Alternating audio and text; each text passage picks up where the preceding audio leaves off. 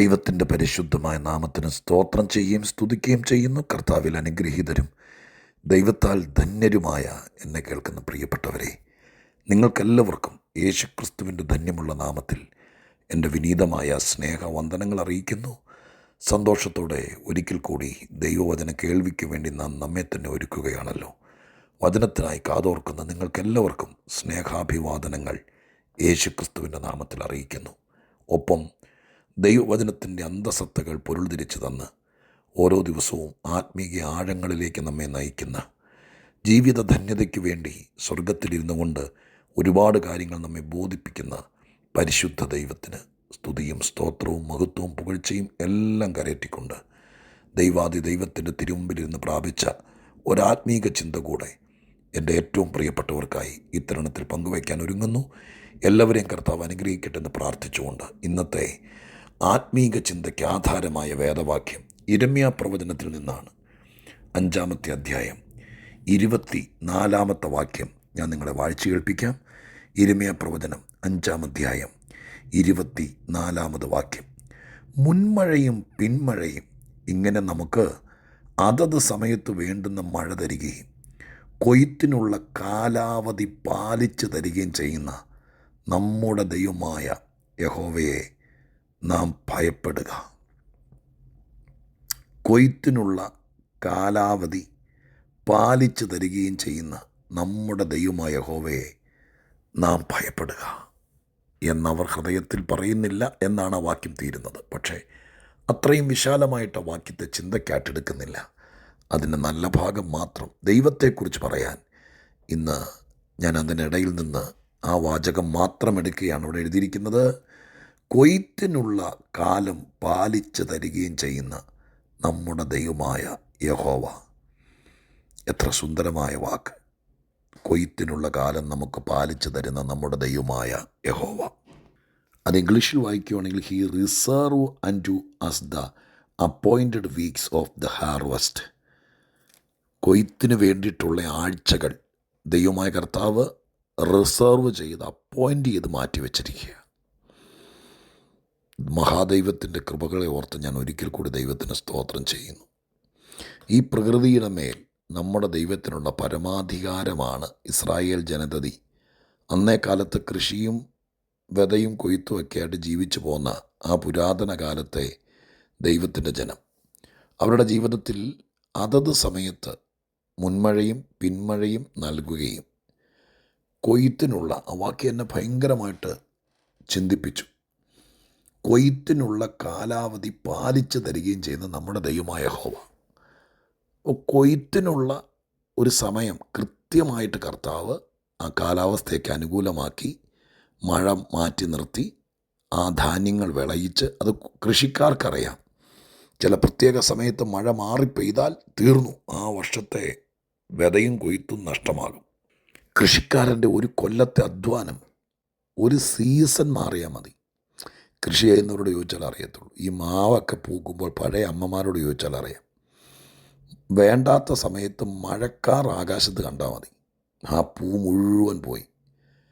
തീമഴ പെയ്തില്ല, ഇവിടെ അതിൻ്റെ ചോട്ടിലിട്ടാരും തീ കത്തിച്ചില്ല, പക്ഷേ ആകാശത്ത് എവിടെയോ മഴക്കാറ് 2 ദിവസം പെയ്യാതെ നിന്നു. മാവിൻ്റെ മുകളിൽ പൂ പോയി, മാങ്ങ ഉണ്ടാവില്ലെന്ന് അറിയാവുന്നവരോട് ചോദിച്ചു നോക്ക്.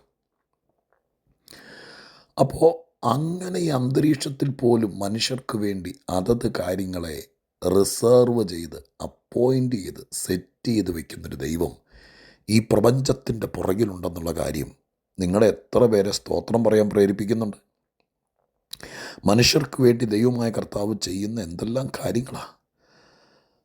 നൂറ്റാണ്ടുകൾക്ക്, ആയിരക്കണക്കിന് വർഷങ്ങൾക്ക് മുമ്പ് ഈ പ്രകൃതി ഇതൊക്കെ പടച്ച് സൃഷ്ടിച്ചിട്ട് ഇന്ന് കയ്യും കെട്ടി നോക്കിയിരിക്കുന്ന, ഉപേക്ഷിച്ചിട്ടിട്ട് പോയൊരു ദൈവമാണെന്ന് വിചാരിക്കരുത്. ഇന്നും കാറ്റിൻ്റെ മേലും കാർമേഘത്തിൻ്റെ മേലും മഴയുടെ മേലും വെയിലിൻ്റെ മേലും പരമാധികാരമുള്ളൊരു സൃഷ്ടാവ് ഈ പ്രകൃതിയുടെ പുറകിൽ നിൽക്കുന്നുണ്ടെന്ന് ഒന്നോർത്ത് ദൈവത്തിന് നന്ദി നിറഞ്ഞ ഹൃദയത്തോടെ സ്തോത്രം ചെയ്തേക്കണം. അപ്പോൾ അതിനുള്ള കാലാവധി, ആ വാക്കുകൾ, കൊയ്ത്തിനുള്ള കാലാവധി പാലിച്ചു തരുന്ന നമ്മുടെ ദൈവമായ യഹോവ. ഞാൻ ആ വാക്യത്തെ ഇന്ന് കൊയ്യുക എന്നൊക്കെ പറയുന്നത് കൃഷിക്കാരൻ്റെ വാക്കാണെങ്കിലും വേദപുസ്തകത്തിൽ കൊയ്ത്തിന് വലിയ അർത്ഥമുണ്ട്. കണ്ണുനീരോടെ വിതച്ചവരൊക്കെ ആർപ്പോടെ കൊയ്യണമെന്നൊരു തത്വം തന്നെ വേദപുസ്തകത്തിൽ ദൈവമായ കർത്താവ് എഴുതി ചേർത്തിട്ടുണ്ട്. അതുകൊണ്ട് ബൈബിളിൻ്റെ വ്യാഖ്യാന ഭാഷയിൽ വിതച്ചിട്ട് കൊയ്യുക എന്നൊരു പോളിസിയാണ്, ഒരു തത്വമാണ്. ബൈബിളിൻ്റെ ആധികാരികത പ്രമാണങ്ങളിലൊന്നാണത്. ചുമ്മാ ഇരുന്ന് ഒരുത്തൻ കൊയ്യാൻ നടക്കരുത്, അരിവാളും കാച്ചിച്ചുകൊണ്ട് കൊയ്യാൻ നടക്കരുത്. വേറെ ആരാണ്ടും വിതച്ചത് നാം കൊയ്തെടുക്കുകയും ചെയ്യരുത്. പിന്നെ ബൈബിളിൻ്റെ തത്വം എന്താ? വിതയ്ക്കുക. വിതച്ചവനെയൊക്കെ ദൈവമായ കർത്താവ് കൊയ്യാൻ അനുവദിച്ചിട്ടുണ്ട്. ഗലാത്യ ലേഖനത്തിലൊക്കെ വായിക്കുന്നത് നാം മടുത്തു പോകാതിരുന്നാൽ തക്ക സമയത്ത് കൊയ്യാന്ന. അപ്പോൾ കർത്താവ് ഈ വചനത്തിൽ പറയുന്നു, വിതച്ചവനെ കൊണ്ട് കൊയ്ത്ത് നടത്തിപ്പിക്കുന്നൊരു ദൈവമുണ്ട്. ഞാനത് പാടത്ത് വിത്ത് വിതയ്ക്കുന്നതിനെക്കുറിച്ച് അല്ല എൻ്റെ മനസ്സിൽ തെളിഞ്ഞു വരുന്നത്. നിങ്ങൾ ദൈവസന്നിധിയിൽ കണ്ണുനീരോടെ പ്രാർത്ഥിച്ചിട്ടുണ്ടോ? ആ പ്രാർത്ഥിക്കുന്നതൊരു വിതയാണ്. നിങ്ങളുടെ മക്കൾക്ക് വേണ്ടി നിങ്ങൾ ഉപവസിച്ചിട്ടുണ്ടോ? അതൊരു വിതയ്ക്കലാണ്. നിങ്ങൾ ആത്മീയതയ്ക്ക്, ശുശ്രൂഷയ്ക്ക്, നിങ്ങളുടെ കൂട്ടായ്മയ്ക്ക്, സഭയ്ക്ക്, നിങ്ങളുടെ ജീവിതത്തിൻ്റെ നന്മയ്ക്ക് വേണ്ടിയിട്ടൊക്കെ നിങ്ങൾ ദൈവത്തിൻ്റെ സന്നിധാനത്തിൽ കണ്ണുനീരോടെ ദൈവത്തിൻ്റെ പാദപീഠത്തിൽ ഇരുന്ന് വിതച്ചിട്ടുണ്ടോ? ആ വിതച്ചവരെല്ലാം ഒരു കൊയ്ത്ത് ദൈവം ഒരുക്കി വച്ചിരിക്കും. പ്രാർത്ഥനയാകട്ടെ, ദൈവത്തിൻ്റെ സന്നിധാനത്തിൽ അർപ്പിച്ച സ്തോത്ര വഴിപാടുകളാകട്ടെ, എന്തുമാകട്ടെ, അതൊക്കെയൊരു വിതയാണ്. വിതച്ചവരോട് പറയാം, വിതയ്ക്കുന്നവരോട് പറയാം, ദൈവമായ കർത്താവ് കൊയ്ത്തിനുള്ള കാലാവധി പാലിച്ചു തരും. പാലിച്ചു തരിക എന്നൊക്കെ പറയുന്നത് നമുക്ക് പെട്ടെന്ന് പിടികിട്ടിയാൽ, അതിനാണ് ദൈവം ആഴ്ചകൾ, ഈ കൊയ്യാൻ വേണ്ടിയിട്ടുള്ള നല്ല ആഴ്ചകൾ ദൈവമായ കർത്താവ് റിസർവ് ചെയ്ത് അതിനുവേണ്ടി പ്രത്യേക അപ്പോയിൻ്റ് തന്നെ എടുത്ത് ദൈവമായ കർത്താവ് ആക്കി വെച്ചിരിക്കും.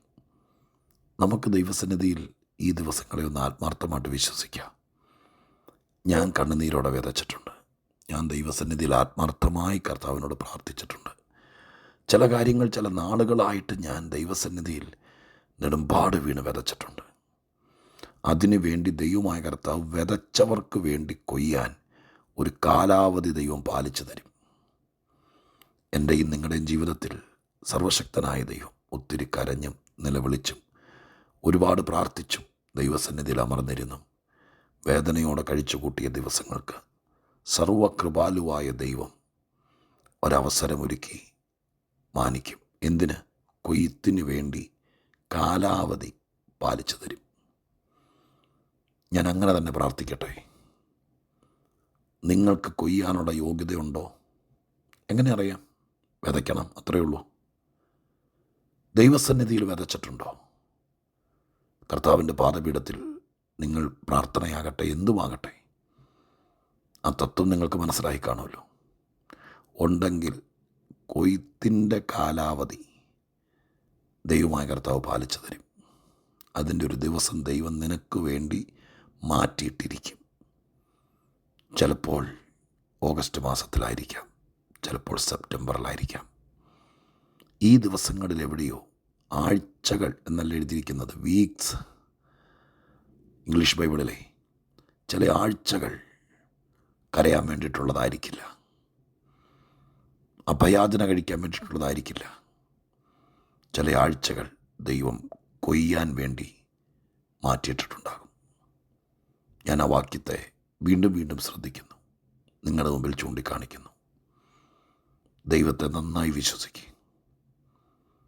വേണ്ടപ്പോൾ മഴ തന്ന്, വേണ്ടപ്പോൾ കാലാവസ്ഥ അനുകൂലമാക്കി, വേണ്ടപ്പോൾ മേഘത്തിൽ കൺട്രോൾ നടത്തി ദൈവമായ കർത്താവ് കൊയ്യാനുള്ള കാലാവധി ഒരുക്കി തരുന്ന മഹാദൈവത്തിൻ്റെ കയ്യിൽ ഇന്ന് നമുക്ക് സമർപ്പിക്കാം. എന്നിട്ട് വിശ്വസിക്കുക, എനിക്കൊരു കൊയ്ത്തുണ്ട്, അതിനൊരു കാലാവധി നിശ്ചയിച്ചിട്ടുണ്ട്. ഒരുപക്ഷെ നിനക്ക് മുമ്പ് പലരും കൊയ്ത് പോയി കാണും. അതുകൊണ്ടൊന്നും ഭാരപ്പെടരുത്. എൻ്റെ കാലാവധി ദൈവത്തിൻ്റെ കയ്യിലാണ്. ആ കൃത്യസമയത്ത് ദൈവം എന്നെ കൊയ്യാനിറക്കും. ഞാനും കൊയ്യും, നന്മ പ്രാപിക്കും. ഞാൻ പ്രാർത്ഥിക്കട്ടെ. പരിശുദ്ധനായ ദൈവമേ, ഞങ്ങളുടെ സ്വർഗീയ പിതാവേ, കരഞ്ഞവരും പ്രാർത്ഥിച്ചവരും ആഗ്രഹിച്ചവരും വിതച്ചവരും അവർക്ക് വേണ്ടി പരിശുദ്ധാത്മാവ് പറയുന്ന നല്ല വാക്കുകൾക്കായി നന്ദി. കൊയ്ത്തിന് സ്വർഗമൊരുക്കിയിരിക്കുന്ന ഒരു നിയമിക്കപ്പെട്ട ദിവസമുണ്ടെന്ന് ഞങ്ങൾ ഈ വാക്യത്തിൽ നിന്ന് മനസ്സിലാക്കുന്നു. എനിക്കൊരു നന്മ വരില്ലേ? എനിക്കൊരു കൊയ്ത്തുണ്ടാകില്ലേ? എൻ്റെ പ്രാർത്ഥനയ്ക്ക് മറുപടി ഉണ്ടാകില്ലേ? എൻ്റെ കുഞ്ഞിനും ഒരു അനുഗ്രഹം ഉണ്ടാവില്ലേ എന്ന് ചോദിച്ച് കരഞ്ഞ, ഏതോ വിതച്ചിട്ട് ദൈവമുഖത്തേക്ക് നോക്കി നിൽക്കുന്ന പ്രിയപ്പെട്ടവർ, അവർക്ക് വേണ്ടി കർത്താവ് കൊയ്ത്തിനു വേണ്ടി ചില ദിവസങ്ങൾ നിയമിച്ച് മാറ്റിയിട്ടേക്കണേ. അതധികം താമസിയാതെ അവർക്ക് കിട്ടണേ. കൊയ്ത്ത് നടക്കണേ. ദൈവം അത് ചെയ്യുമെന്ന് വിശ്വസിക്കുന്നു. യേശുവിൻ നാമത്തിൽ തന്നെ. ആമേൻ.